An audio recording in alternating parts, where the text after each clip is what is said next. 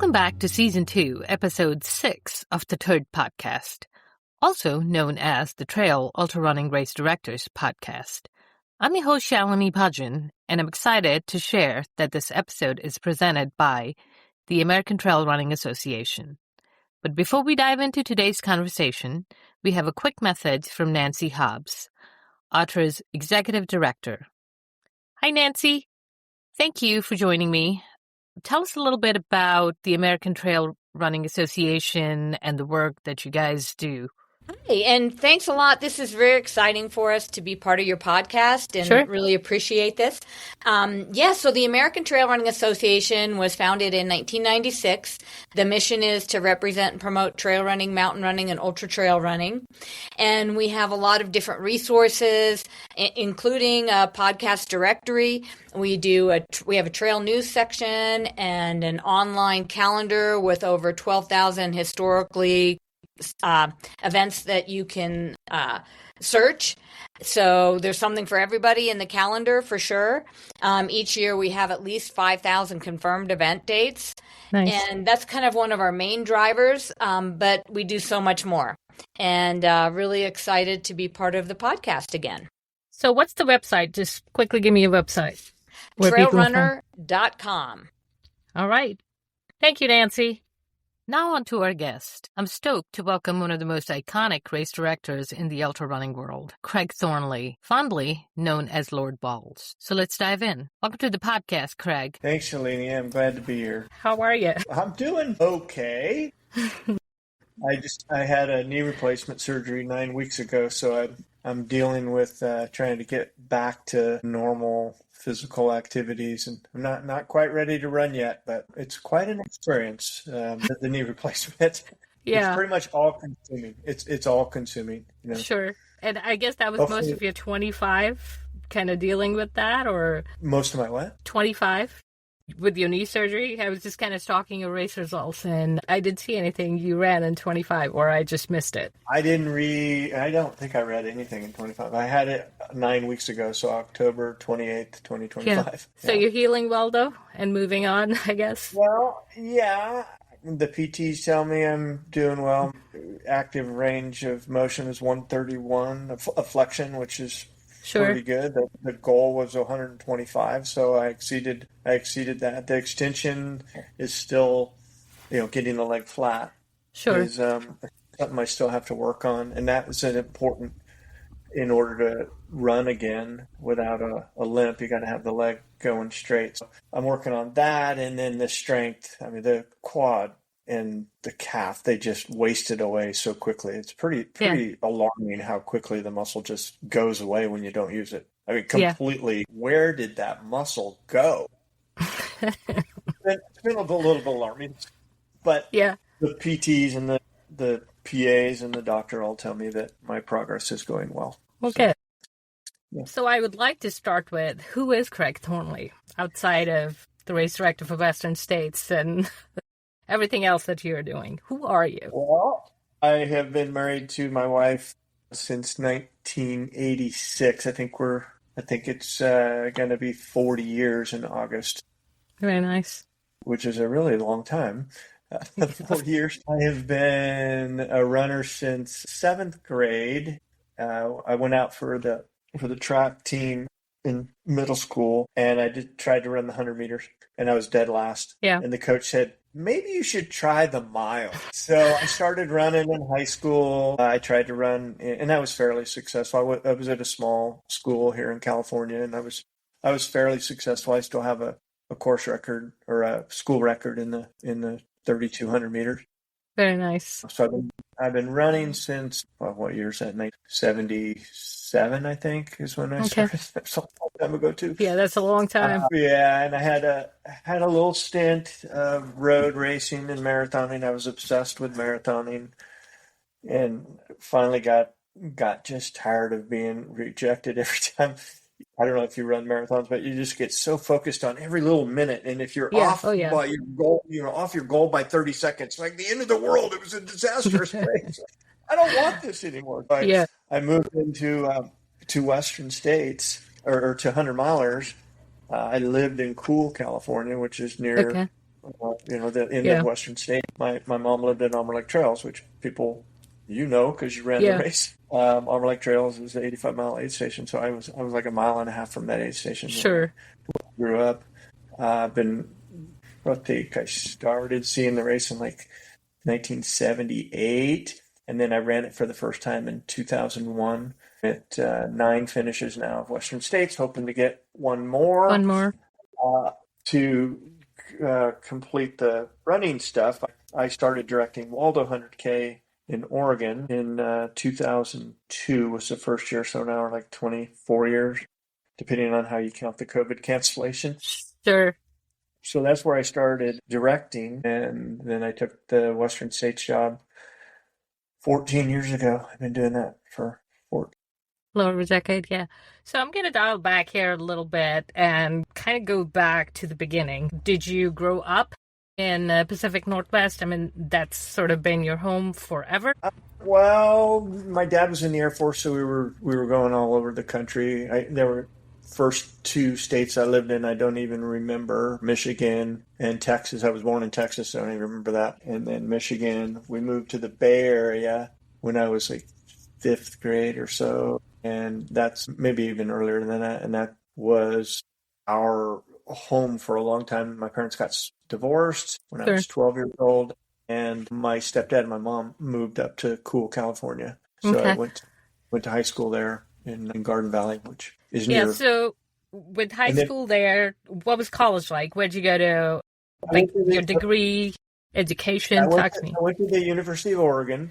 Studied computer science. I tried to run. I was a bit over my head trying to run at the U of O, especially in the 80s.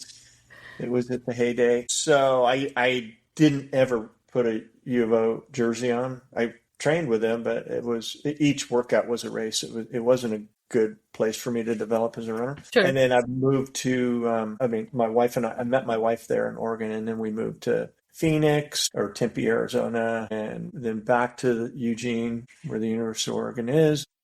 We've lived there, I think, 20 years of our lives. Yeah. And then this job came up, and I moved back to the Auburn area, Cool area. Okay. So are you just, before I go a little deeper into your background and childhood and all that, are you then, I guess, race directing full-time currently? Yeah. This Western States job is full-time and then some. Okay. So I do the Waldo things just as a hobby. I've never taken a volunteer race director. Yeah. I was working in computer science when I started directing Waldo. I never intended to make money as a race director. Sure. So I guess, as you mentioned, computer science. So that has been the chunk of your career, of your adult, I guess, the real life career. Then I'm to assume. Yeah, exactly. I worked at Motorola and then the University of Oregon. Okay. And let's talk about siblings, kids, and we'll dive into your wife a little bit after that. Yeah, we have no kids. We now have 2 cats. We've had as many as 4 cats. Family, my parents, we had 3 kids with my mom and dad, and then I had a couple step brothers from my stepdad's side. My brother is the owner of Squirrel's Nut Butter, the founder and or of S&P. Infamous Chris, yes.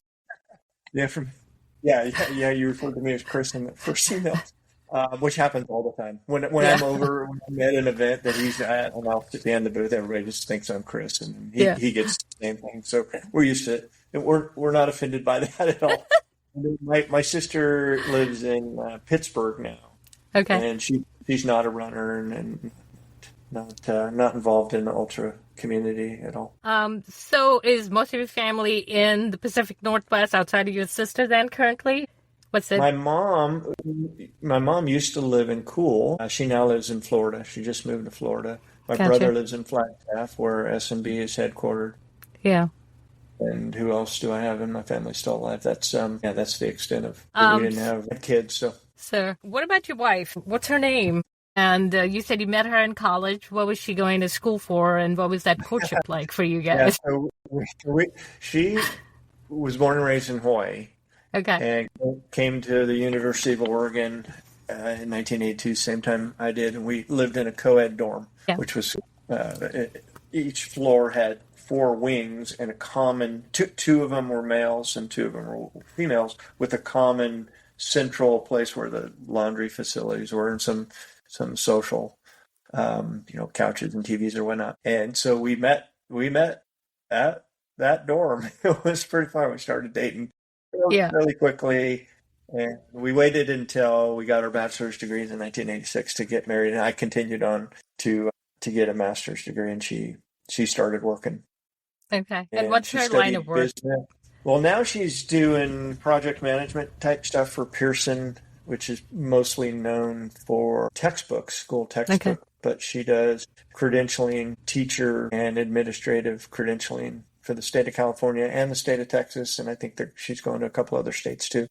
So I'm assuming when you guys met, you were obviously at the time already running. Does she have any running background and racing? She wasn't a runner in school like I was in high school.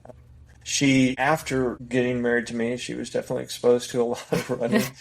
So she's run, I think, probably 12 50Ks and maybe 6 or 7 or 8 marathons. She wouldn't call herself a runner right now, but she's always surrounded by people that are very accomplished runner, so she doesn't identify her as a runner. And she's not running actively right now. Yeah. But have you guys ever run together or raced together? Have you done a race? Yeah. Well, we're not raced together, but one of the times where she was able to claim she was faster than me, she paced me at the end of Javelina 100. Javelina used to be the 6.5 loops. It was on the 15-mile course, not the 20-mile loop. So the last loop was, I think, 9 miles.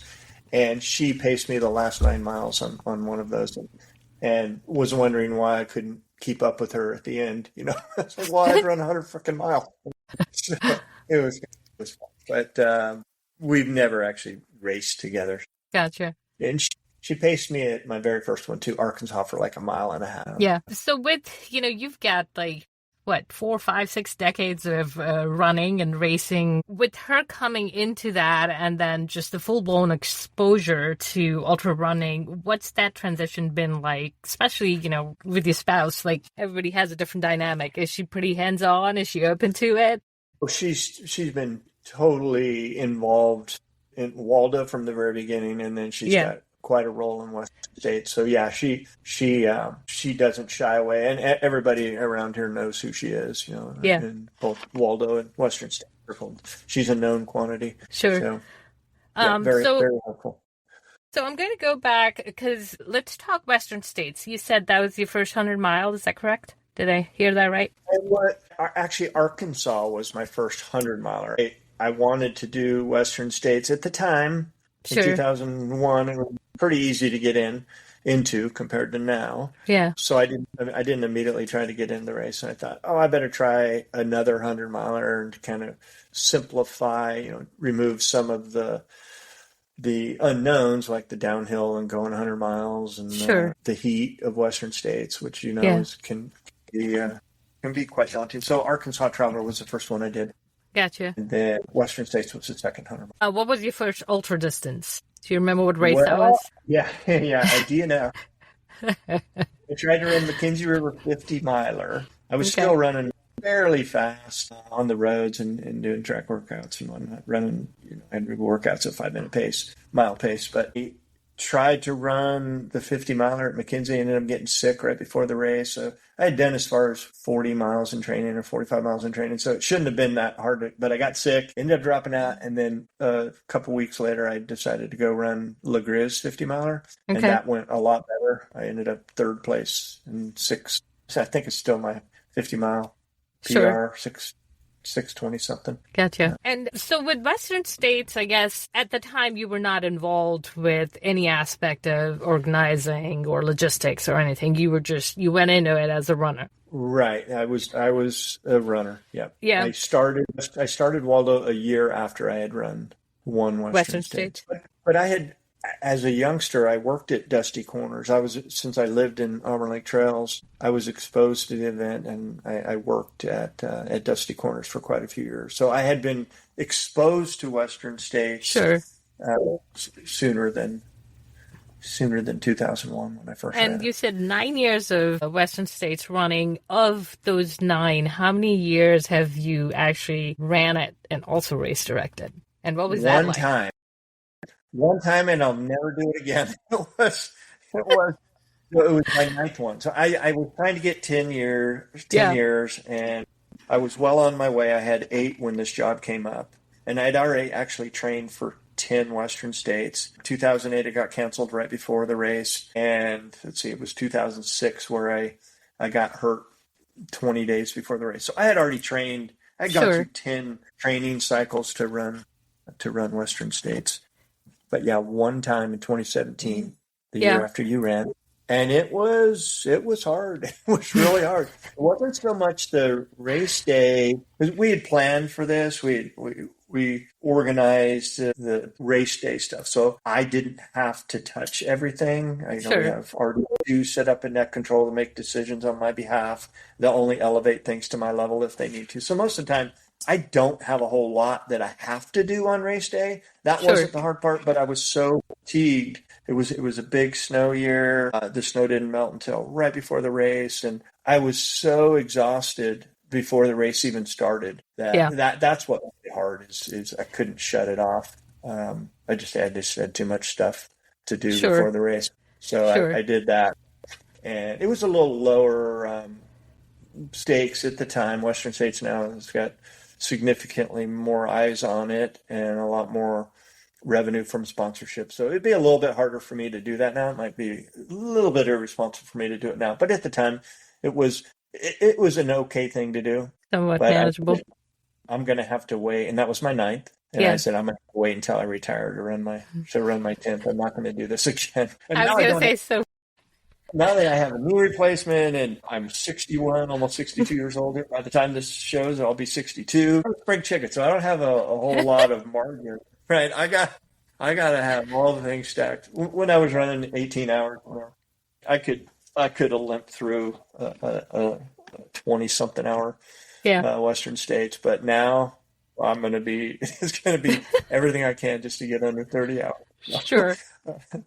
Yeah. So we'll dive into Waldo a little bit later. Let's talk more about how did Western States, how did that opportunity come about? And I am assuming you had already started race directing Waldo prior to taking on race directing Western. So just a brief, how it came about, what was your compelling reason for dropping your job and taking this opportunity full time? Yeah, well, I never intended to be a race director for a living and to do race directing as a living. I never intended to do that.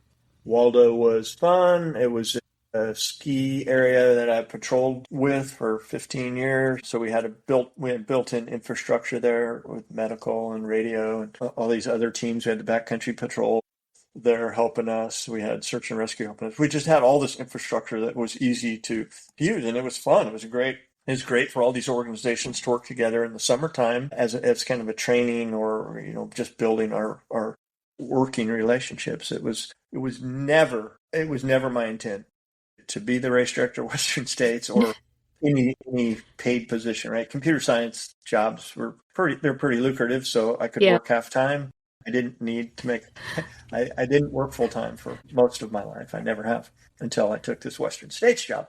But after that very first Waldo, my wife said, she was in conference services at the time. So she worked at the Arizona Biltmore and groups came in and she organized all the activities that they did. And she said, well, you're pretty good at this event stuff, Craig. Maybe you can do this, for a living. That was the first time it ever was in my head that, yeah, I am. I do have an affinity towards this. And but with respect to Western States, I thought that I would end up on the board of directors.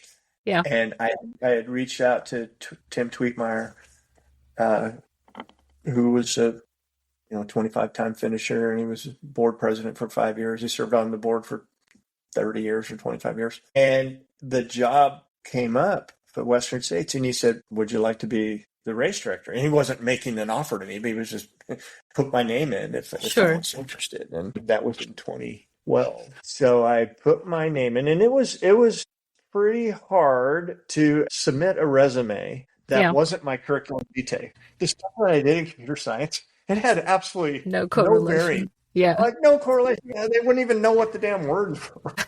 The languages that I wrote in, the programming languages. So I rewrote my resume to be a functional resume, as opposed to a chronology of the jobs that I've had. So it was the functions, and a lot of the things on there were volunteer activities, my trail work activities, my ski patrol activities, which were mostly volunteer. Some of those years, or some of the times I was in a paid position, but it wasn't a career job. So I eventually got my resume and the letters of recommendation. I submitted them really close to the end of the deadline. It was a national search. Sure. Which it will be when I retire here. You can put your name in that if you want to do it. And there was some jokes. I knew Tropical John. I knew John Trent. I knew a lot of the board members. I knew everybody who was interviewing me. And yeah, it was an interesting interview because I was not desperate for the job, but I had written a blog, Conduct the Juices, which is still up there, and I wrote primarily about Western states and big issues like mandatory volunteerism. I didn't like that idea. So I had a lot of stuff that I wrote specifically about Western states. The board knew who I was. Yeah. It wasn't because of my running, but it was primarily because they had to read the stuff because I would write directly to them on the blog. So we were sitting in the interview. There's two of us at the final interviews. There's two of us. And I wasn't trying to get the job, right? I didn't give them answers that I thought they wanted to hear so I'd get the job. I was just flat out honest. Yeah. And oftentimes they got angry. One or two of them would get angry at what I'd say, and then they'd have a discussion amongst themselves. And every single time they would come back, one of them at least would come back and say, Craig this is a good point that Craig made. When I finished the interview, I talked to Lori, my wife, out in the parking lot, and I was in California, she was in Oregon. Sure. And she said, well, how'd it go? And I said, I don't know. I really don't know. I said, they may not want what I suggested. If they want a change agent, maybe they'd take a risk at me. But if they wanted the status quo, then I probably didn't do a good job. So I feel good about the interview and how I represented myself. I didn't bend at all, or I didn't manipulate my answers at all. I just said what I wanted, and holy cow, they hired me. It was a unanimous decision to hire me. Okay, well, now they want a change agent, so they got one. Yes. So was Lori cool with having to pick up and move, or how? Well, that's an interesting question.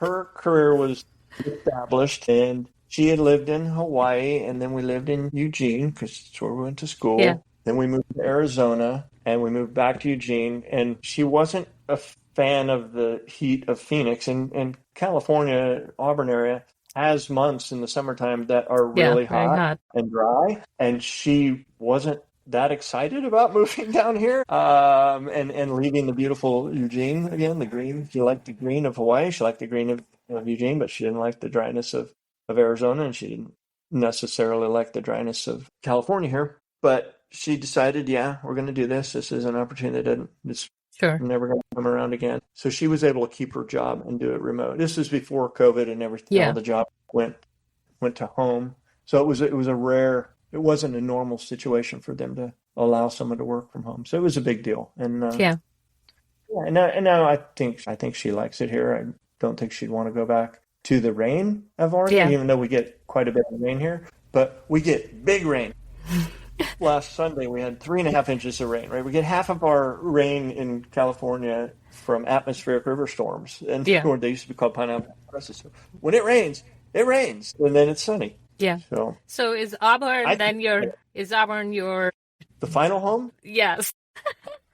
Well, we just bought a second house. This is interesting. I haven't shared this publicly yet. This will be the first time. We just bought a house in Michigan Bluff right next to the aid station where the aid station is the race. We bought that. There's a house right next to the place where the aid station is. So we now have two homes. I don't know if we'll end up there full time, but here's where I want to be. It's home. Yeah.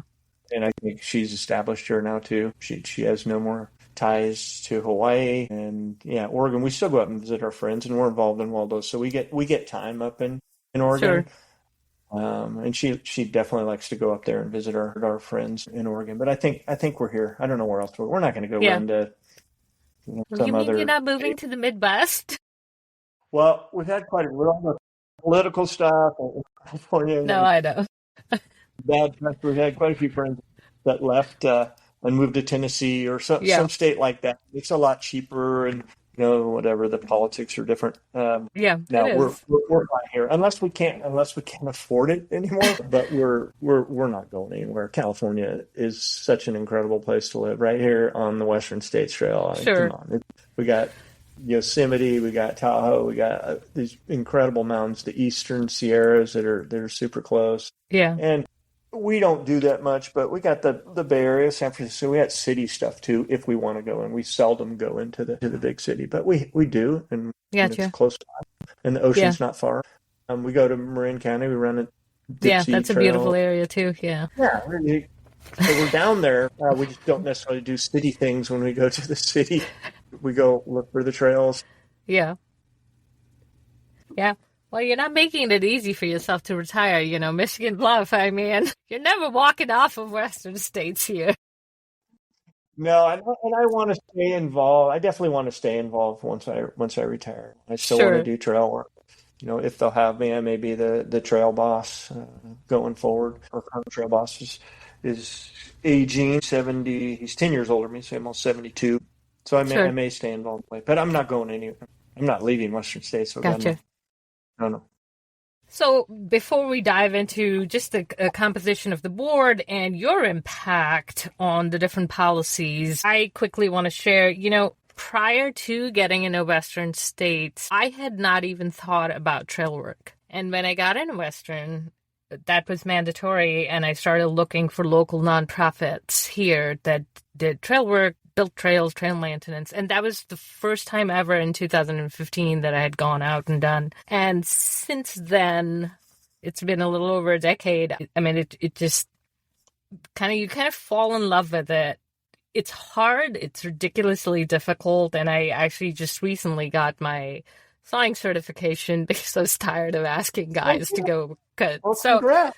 Yeah, That's so good to hear. I know it's kind of a nerdy thing, but that component really did force me to, and it's an underlying anything we do with trail running and ultra running. It's such an important component of. So, talk to me a little bit about how that came about, and then the composition of the board. But the board was already there. How many members are there? And when you're in the driver's seat, what are you directing in terms of? Well, the board is made up of 14 members, and they're all volunteers. I am the sole employee.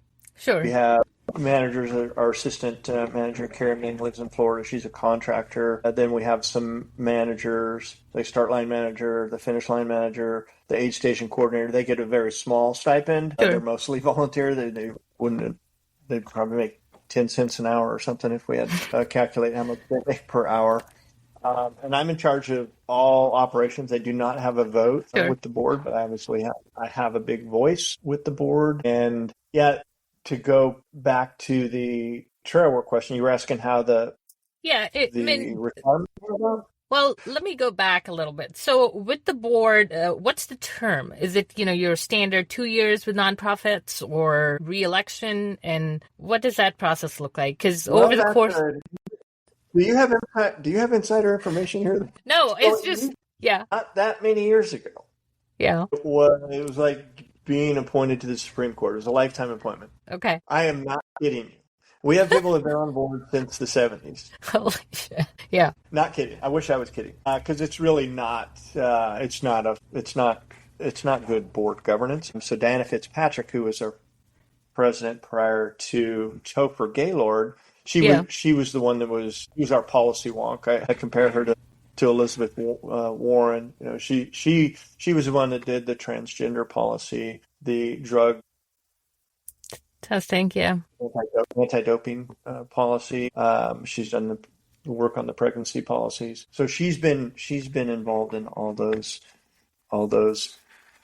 policies. Yeah, she was also trying to implement term limits Okay. which we finally got. But I think now it's 4 terms of 3 years, and there was nothing retroactive. So everything started when she did this. I think it was 4 or 5 years ago, right around the COVID time. Yeah. So it starts. The clock started back then, and Sure. you get 12. But for a long time it was you get a seat and never you're leave. there. And you're there until you don't want to do it anymore. Yeah. So in the 14 years that you've been race directing, give me top 3 things that you feel you have implemented or you brought into Western states and how that has impacted the race to where it is today. If you were to pick top 3 things. Yeah, well, the first if you go spend hours on my blog, you'll see what I talked about before I even knew I was going to be the director. The biggest thing was transparency. Yeah. And I have brought transparency to the lottery process, to how everybody gets into the race. And that wasn't the case when I took this job. It was, you didn't know how people got in the race. After the lottery, you'd see 20, 25, 30 people show up on the list after the lottery. Like, how in the hell did they get in the race? Yeah. And people, because the organization we didn't share how people got in, it just left open speculation. People could make up their own reasons why this person got in the race and why that person didn't get added. So the first thing I did was added the entry type column, which describes how every single person got in the race. And by doing that, there was some resistance to that too from the board, because you can't hide. I don't want to pick on Hard Rock, but when Dale's picks were this mysterious 4 or 5 or 6 that most of us knew they existed, but you could never tell how they happened, right? And my predecessor, and I've talked to Dale about this too, Dale Garland, Hard Rock director. He said, well, if you share who these special picks are, then you're opening yourself up to criticism, and then other people will be lobbying for that. Why, instead of hiding behind that, why don't you just make sure that the decisions you make on who you're going to let in outside of the lottery, why don't you just make sure those are defensible? Right.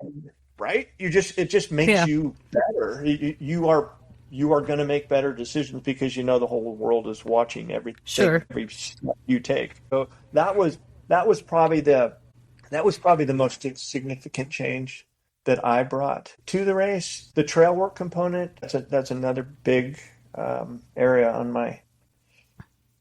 my blog. I had been doing trail work at Waldo since the very beginning of Waldo, so 25 years ago, when we had to rediscover trails that were on the map but had disappeared in the field in Western Oregon. Things grow pretty quickly, so it didn't take that many years for trails to disappear. But I had been really into the trail work for quite a few years before I got down here, and I had ideas on how to lead. And I had argued on my blog that instead of a mandatory volunteer requirement, which I like hearing that you were exposed to trail work, because I like hearing that. I don't dispute that there's value in that, but there were just so many people there who, like, if we're doing a trail work day and somebody says, even jokingly, I'm at 8 hours, I'm done. And we're in the middle of, don't even joke about that shit with me. No, I don't want you there. If you're looking at your damn watch, instead of being present with the work that we're doing and understanding how significant the work is that you're doing, then I really don't want you out there. Sure.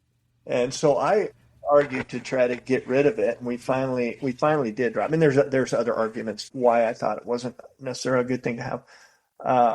It didn't have teeth either. If you didn't do it, no one ever didn't run Western States because they failed to do the trail work. Right? Yeah. Early on, when I took this job, it was really hard to grasp all the details of the race. So I asked the board for help. 2 years they helped me try to collect the volunteer requirements and then listen to the excuses from the people runners who didn't get it done.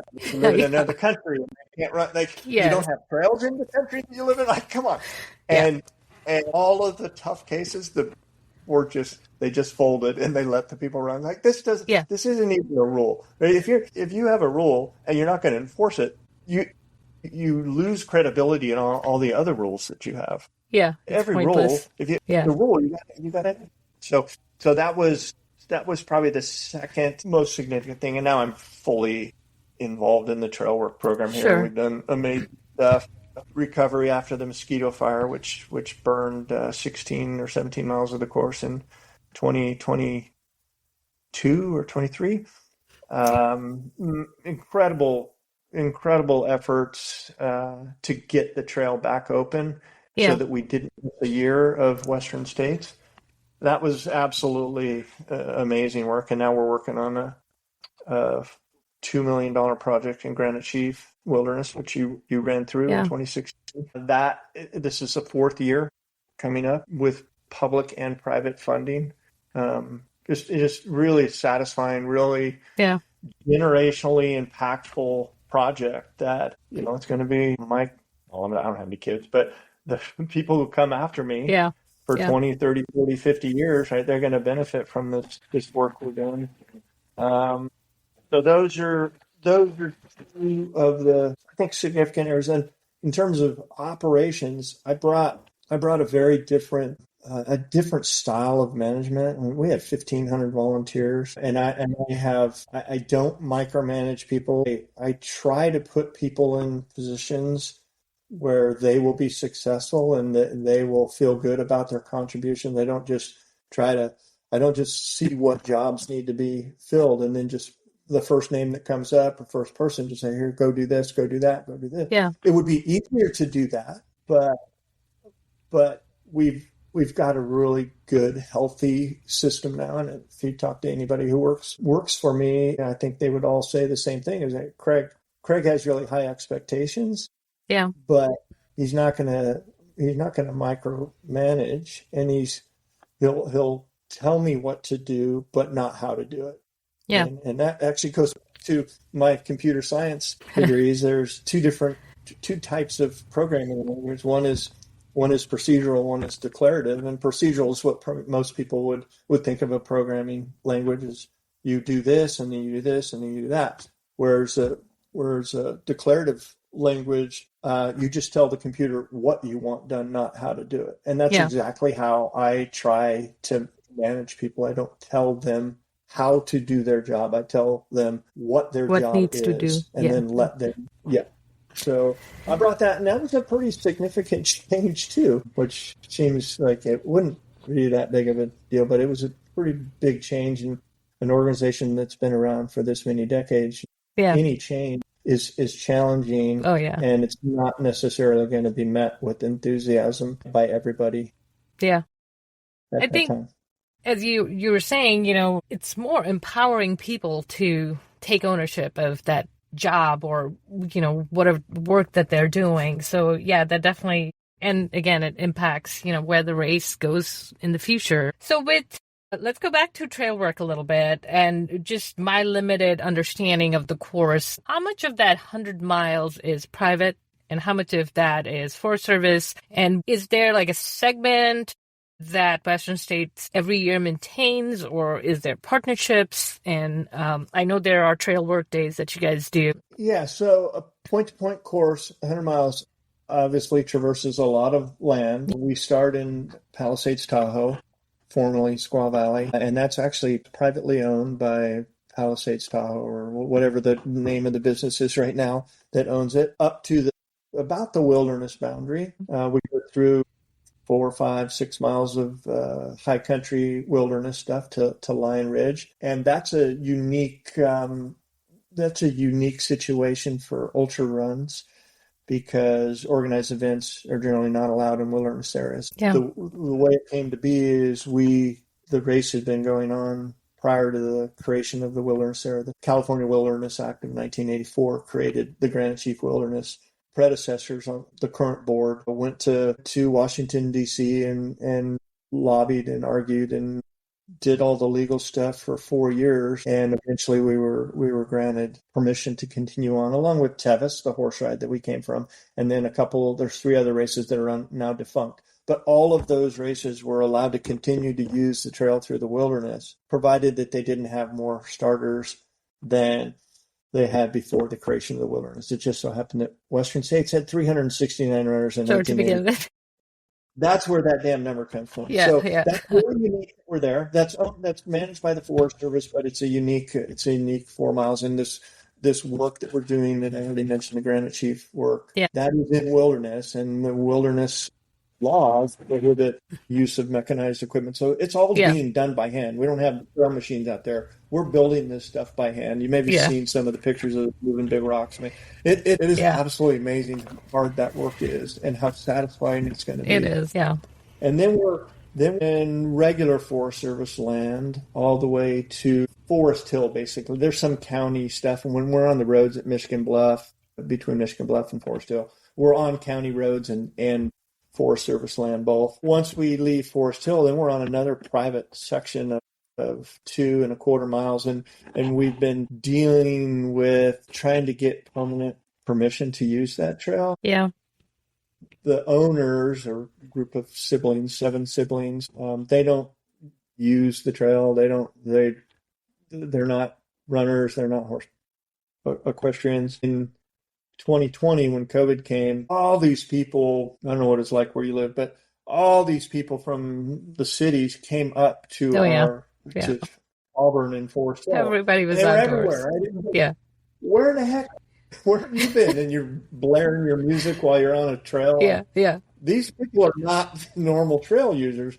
Well, there was a lot of bike and motorcycle traffic as a result of that. Yeah. And so the owners then put up, like, what is this? They started blocking the trail. And it wasn't because they were trying to keep the runners out or the riders out. It was all these other users they were trying to keep out. And the way they did that was nobody can use the trail through our this section of the trail. Yeah. Yeah, so those 2.2 miles, we're close to getting a solution, but it's been really complicated because it's 7 siblings and they don't necessarily like each other.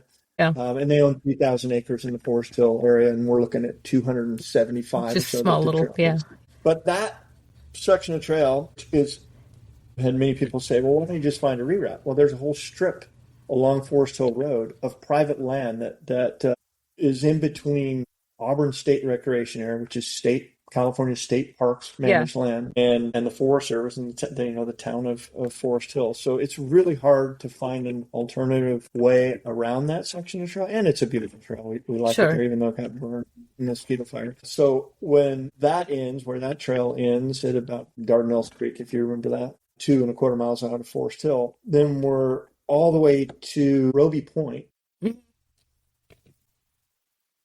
8.5. Yeah. That is state land. And then when we're back on the road, then we're in county and then Auburn, city of Auburn. So we are, with our trail stewardship program, which would have been probably another contribution I could have told you about that I made. We have stewards who are responsible. I think we have 6 or 7.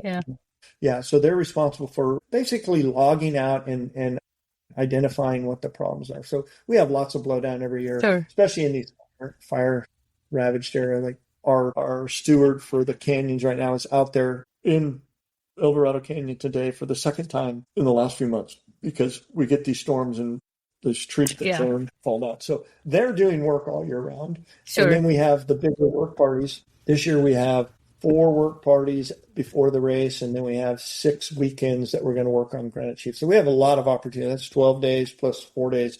That's 16 days of organized events that anybody could come out and do. And we don't have a problem filling those up, which I'm also proud of. We don't need the volunteer requirement in order to fill that, right? We have people who want to be out there. We got repeat offenders. They just love being part of it. It's a super fun. It's just really fun to be part of doing trail work. It's so gratifying. And so those work parties is where we do the bigger stuff. We'll have, I don't know if you remember the whitethorn in the high country that maybe we trimmed it all back before you ran it, but it encroaches. It's one of the first plants to come in after fires, and it's really it's got sharp thorns on it, and it cuts your legs up. So we'll get big groups and we'll use hedgers and loppers and attack those with larger groups of people. And we had a slide last year near Swinging Bridge. that totally obliterated the trail for a short section. And we took two different days with crews of, I think, like 15 people each day in a really small area. Those are the times where we need the big groups. Sure. Yeah, and now another new issue that we're having post-fire is the amount of grass that's growing. Yeah. We bought 2 new weed eaters last year. Usually we're buying chainsaws. Last year we had to buy weed eaters because we're burning out our weed eaters. And that grows super fast. And we have to get in there at the right time before the race. And if we do it too early, then it grows back up. Yeah. Yeah. So would you say like a month leading into Western States is where the majority of that trail work is condensed then? Well, we start I would say the majority of it does happen in May and June. A lot of the courses under snow, the high country's under snow. Obviously, where I live down low, we're maintaining that year round because that's never under snow. So that's fairly easy to access all year round. And we seldom have big work parties down here. It's mostly in the higher country where we can't access it until closer to the race. Okay. And in the 14 years that you've race directed, have you had to reroute? And then I know there was some news about is permits. Like, how many permits are you getting altogether? Is it like 5 permits, including county? Well, I'll let you count Placer High School and the start line. It's probably somewhere in Forest Hill Elementary School. It's probably somewhere around 10 or 12, I think, permits. Total? Yeah. Maybe. You can't really use the certificates insurance. Certificates insurance are well over 20. Yeah. But some of those, like the private landowners, right, we give them certificates of insurance. But it's a significant chunk of it's a process, work to get all the permits. Yeah. And the high school now has been really more challenging because I went to some automated computer things, so we're not talking to people now. And fortunately, I have Carrie, my assistant, that's navigating these waters. But it's probably the more challenging thing, or the more important thing, is maintaining the relationships with all the agencies and all the schools, right? So we constantly are nurturing those relationships. That's what takes the time. You don't just fill out an application every year and then go do your thing. You maintain relationships with these. So if you were to project, and this is just completely hypothetical, do you think the course projecting next 10 years, the Western States course, is going to stay to what it is currently? Well, when we finish this granite sheaf work, we will have a different trail in the high country, which is going to allow us we're going to get some miles back. So we'll be able to get off the road after Robinson Flat. We'll get back on single track. We'll make a couple other adjustments. So there'll be some minor changes, but there's an effort after that, and it's going on now, but it'll be a full-fledged effort to get National Historic or National Recreation Trail designation for the whole trail. Once that's done, and we'll rename some of the sections up high. If you were to just come here and try to run on the Western States Trail, there would be times that you would not be on the Western States course. Yeah. You would be on what Tevis uses or something that was named the Western States Trail 20 years ago and is not used by either Tevis or Western States, the run. So once we have that designation, I think that's going to protect the trail so that there won't be as many changes. The private land is we also have to lock that private land out of Forest Hill. We have to lock that up here, which hopefully is not that far into the future. Once those are done, I don't think there's going to be significant changes. No. Is there ever? No, go ahead.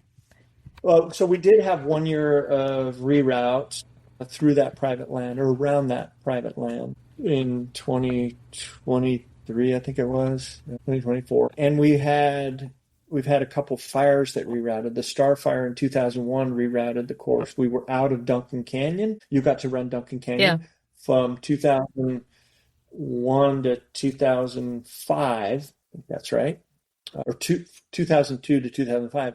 We didn't go through Duncan Canyon. We got to Red Star Ridge and we ran down the road, which is exactly where the horses run, the road to Flat. Not a very interesting piece of trail, but there were trees, there were hazard trees, and we couldn't get them removed until 2005, so we used it in 2006. But Gotcha. It's rare that we have to change the course. Is there any likelihood of possibly purchasing some of portion or sections of those private land to keep the course, the original course, or the integrity of?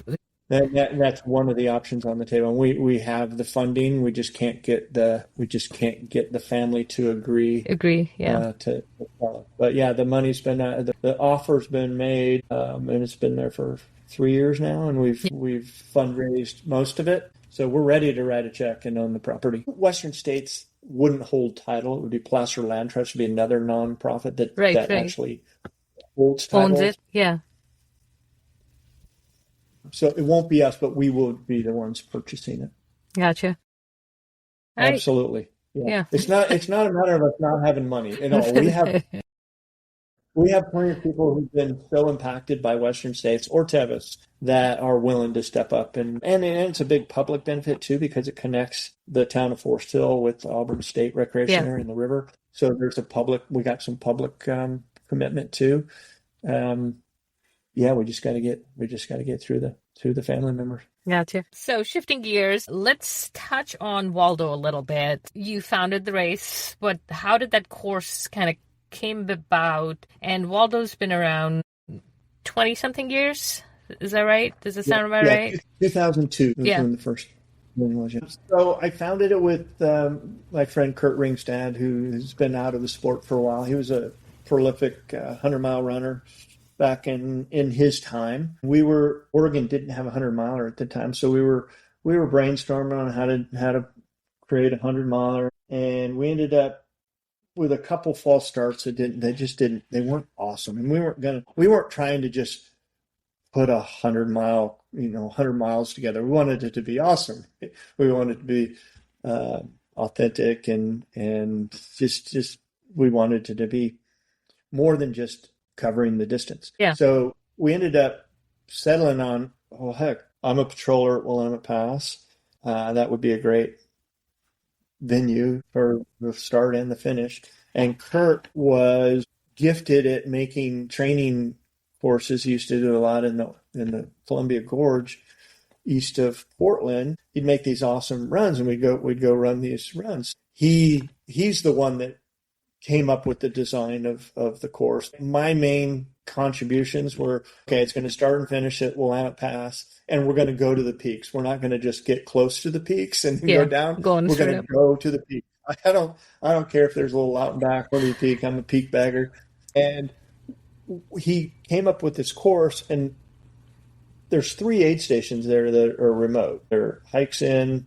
We use horseback to get water in. One of them has a lake that we filter water out of. So no one in their right mind would make a course like that right now, especially if you're trying to make money as a race director. You're doing what? And I said, Kurt, don't worry. I'll figure out how to get people there. I have no problem. And so we did it. After mile 37, the course doesn't cross a road. So it's pretty committing as a runner. Yeah. It's for a newer runner who hasn't been. If you've run a 100-miler, if you've run this kind of stuff, then you're not. You're accustomed to. Yeah. But if you haven't done that, you leave mile 37, and dropping out doesn't make your life easier, because then you still have to get off the course, and it's going to take you 2 miles or 3 miles to get off the course and then get in a ride. And so he did it for 10 years. We co-raced it, directed for 10 years, and then he retired, and we kept doing it. And the trail work was really fun to uncover trails that he had used maps. Yeah. We didn't have the same electronic type. We didn't have Gaia and Caltopo at the time. So it was paper maps. And we had a couple trails that the Forest Service warned us when we presented them. This is on the map, but we've not maintained this trail. Most of them were near the boundaries of forest. We're on both the Deschutes National Forest, the Willamette National Forest, and 3 districts in those 2 forests. So it's when you get in that gray zone of who's responsible for this trail, maintaining it. Yeah. So they just disappear. This is not uncommon. This happens. And so they said you can use them if you can find those trails and resurrect them. And we did a lot of work to reclaim those trails, and it was satisfying. And runners, at first, it was hard, and the finish rates were pretty low. And then it started gaining momentum, and more experienced runners came. And now I hardly do any marketing. I really like having Western states next to Waldo because they're so different. Yeah, very different fields. Yeah. We don't have live stream. We don't have all this social media stuff.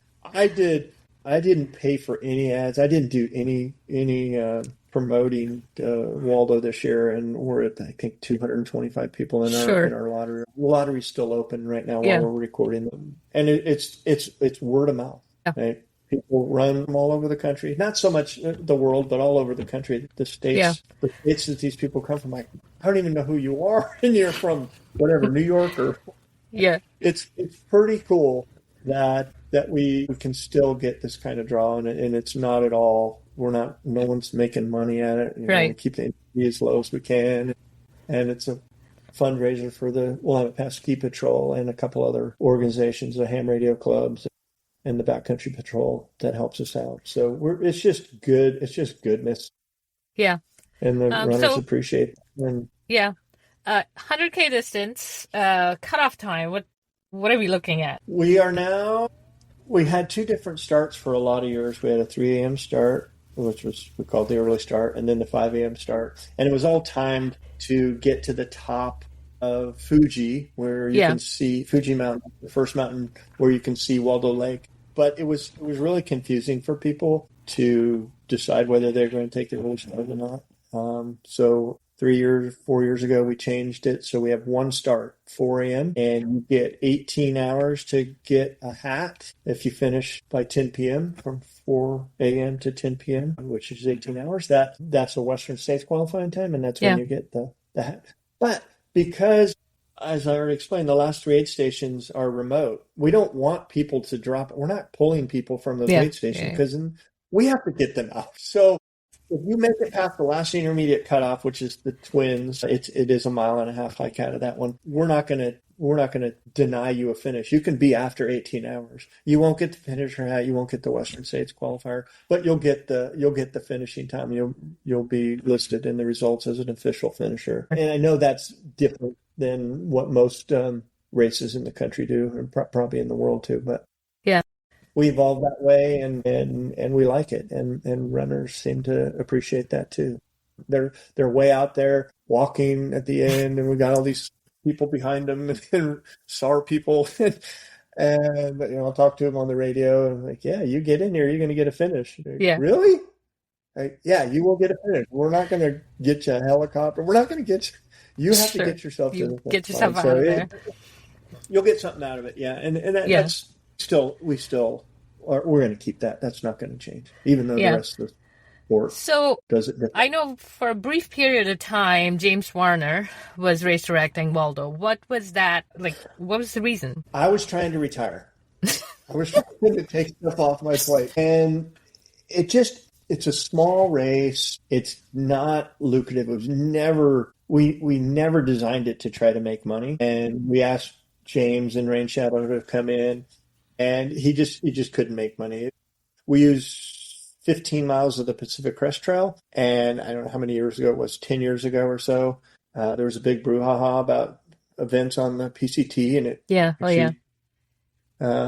I'll leave the race names out of this, but there were some races that caused this, and so there was a moratorium on no more races on the PCT, unless they had already been using the PCT. So we just adding 100 people or doubling the field just wasn't an option without significantly changing the course.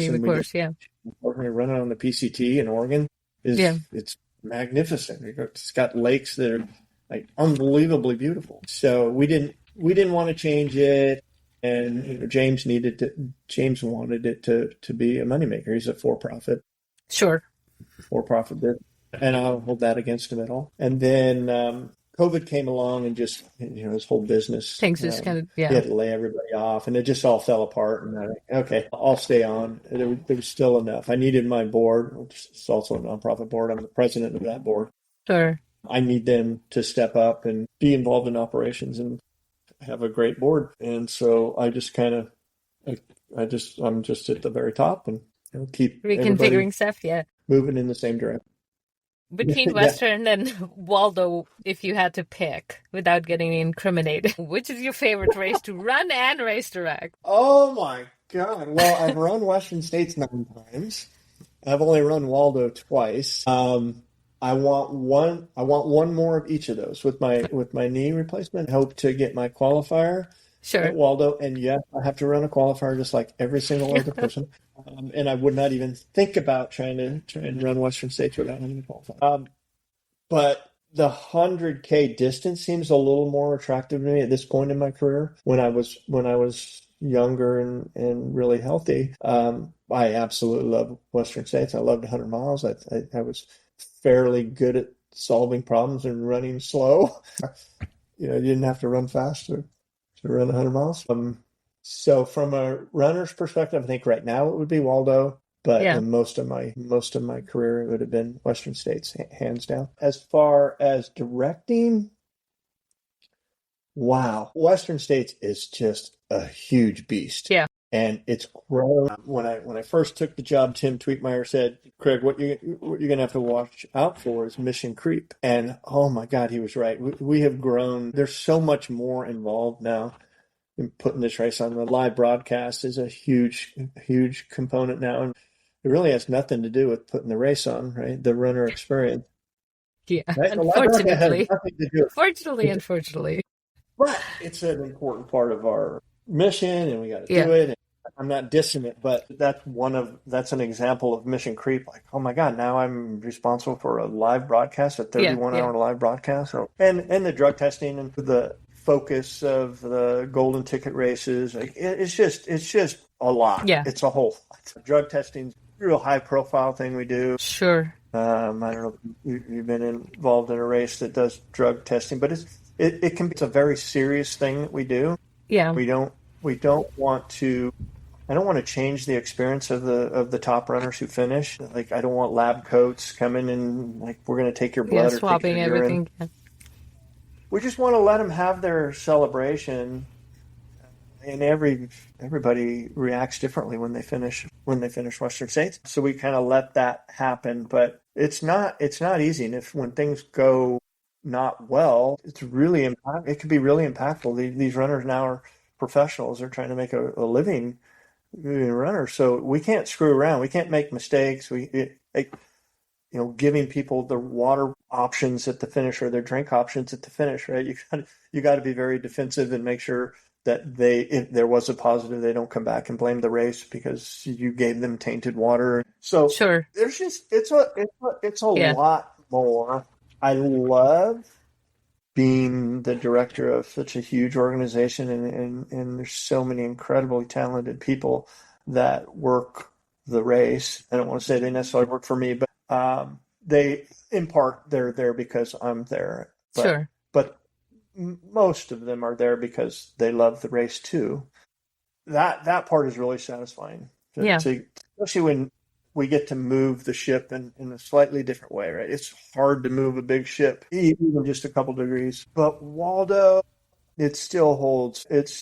I still hold that really dear to my heart. The organizations that are involved, even though I haven't been a ski patroller at Willamette Pass since I took this job 14 years ago, I still know a lot of the people there, and I love the camaraderie. I love everybody that is on the patrol is used to volunteering because they're volunteer ski patrollers. So they just come in with this natural, even though they're not necessarily runners, they're used to giving their time and doing a really good job. And then we bring in the other organizations and work together. Like when we have lost runners and we have to search for them or figure out, right? That I really love that part of it. And one of the I excel at when things are hard, and as a patroller, I was involved in many searches that ended well. Didn't have any that we didn't find, but I really love that part of directing. And Waldo just doesn't have the same kind of eyes, right? And I like it's less complicated. Exactly. So, wow. That's an interesting question. That's a loaded question. Yeah. Well, yeah, that's loaded. So that's hard. So as a runner, I already answered that. As a director, I think I may be close to the end of my capacity and desire to do Western States. It just keeps growing every year. It just gets bigger. Like, how many more details can I handle in my head? You know, whereas Waldo is still of manageable size, and we don't have Dylan trying to do interviews with our athletes. And it's come and run. From a runner's perspective. Yeah, you just come and run, and you can feel it. I mean, I had argued many times that the organization of Waldo exceeded Western States. When I took this job, I said that many times, and people were like, no, really. And we made a lot of changes with Western States, but the rescue part and communication and stuff, it was significantly better at this tiny little race in Oregon that no one pays attention to. Yeah. So what's the cap on Waldo currently? Well, we try to start 135. It's a self-imposed number. We put it in the permit 25 years ago or so, mostly because we thought the roads for the crews couldn't hold much more. Access, and the 3 remote aid stations where we have to get supplies into, right? We could probably have more runners if we restricted where people could crew, and we get more horses to bring more supplies into the remote aid stations. But we like this size. It's a nice 135 is a nice it's a nice size. It's not crazy. It still feels relatively cohesive, and people are friendly, and they're having a great time. The volunteers, we modeled Waldo after Western States in terms of the aid stations and the no self-serve model. Yeah. You get used to it in Western States, maybe take it for granted, but that's how we modeled. That's where Waldo aid stations came from. Almost everything came from my time as a volunteer at Dusty Corners. Okay. So before we kind of wind down, I have a couple quick stories I'd like to know. Lord Walt, what's the backstory there? Yeah, this was great when I first took this job. Auburn Journal, the local paper here. Auburn's a small town. It's 16,000 people. A small newspaper, not even a daily newspaper. And the reporter said, sheepishly, they interviewed me, and said, "What's up with your Twitter handle, Lord Ball?" He was embarrassed to ask me because he thought it was a perverse story. No, it's actually a pretty good story. My stepdad's mom, my step-grandmother, was in Auburn for her last few years of her life in a home. Her son my stepdad was in Cool, and she came out to the race.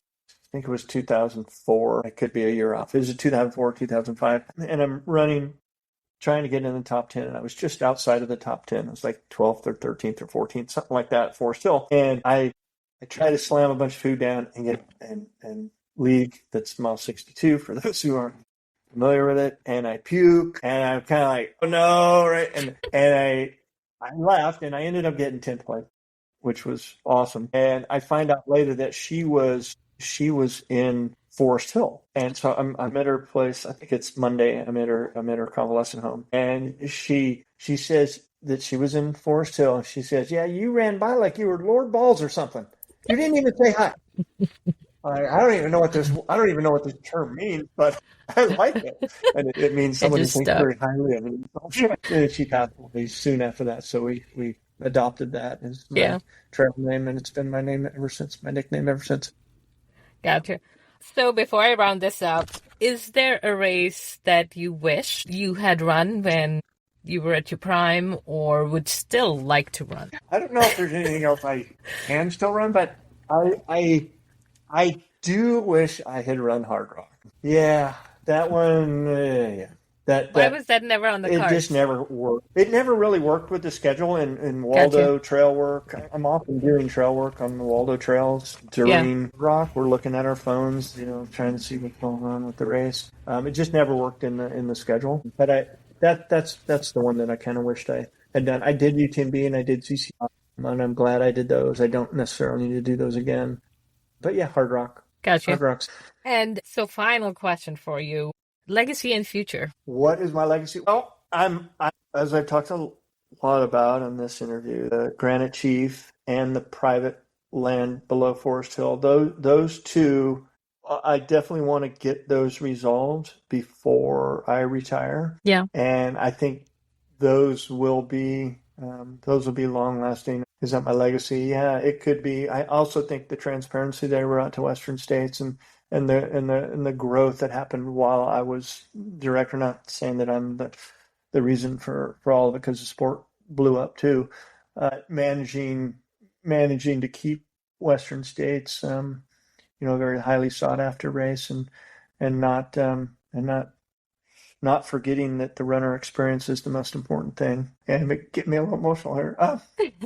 So yeah, it's gonna be hard to retire, but I need to move on and let others, let younger people come in and make the changes into the future that the race deserves. And then what's next for me? I want to start reading books again. I don't read any books. I'm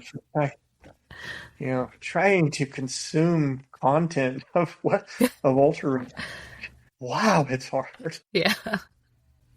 Podcast aside, just trying to all the written stuff. Yeah. It's really hard, and I'd like to and climbing and camping and reading books, and I think I'll probably still be involved in trail work at Western States at some level, whether the trail boss or not. I don't know. There's parts of that job I don't want to do. I don't necessarily want to do the grant submissions and necessarily working with the funding side of things, but the actual trail work and leading groups, I definitely want to keep doing that. Yeah. And I'll probably keep doing Waldo. And yeah, I want to do a lot of adventures in the mountains and do a lot of rock climbing, which I already do a lot of rock climbing, but I want to just be able to sit at a rock climbing place for 2 weeks. Yeah. Out of my truck. Yeah. I think it's beautiful that, by choice or not by choice, you're always going to be part of the big picture, the community, and I think that's a wonderful thing for anybody to be able to achieve as a lifetime goal and make that impact.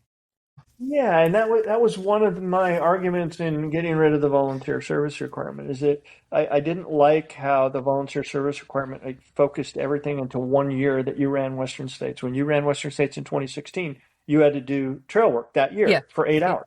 Yeah. We should be looking at your whole career when you're not able to run. I want you to train when you're able to train.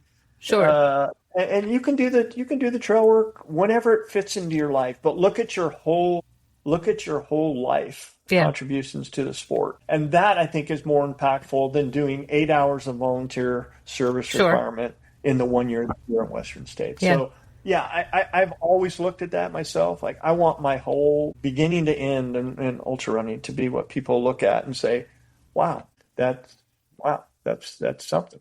Yeah. Well, that's a body of work. Yeah. Thank you so much, Craig, for chatting. And it's been an absolute pleasure. Hopefully we'll connect soon. I'm kind of tied up with my own stuff here, but, I appreciate it. And thanks to everyone for tuning in to today's episode. For more information about the TURD Podcast, visit terraintrailrunners.com. That's runners with an S, or follow us on the social media channels. Until next time, don't forget to say thank you to your race directors and the folks behind the scene that make these events happen. As race directors, we thrive on that love.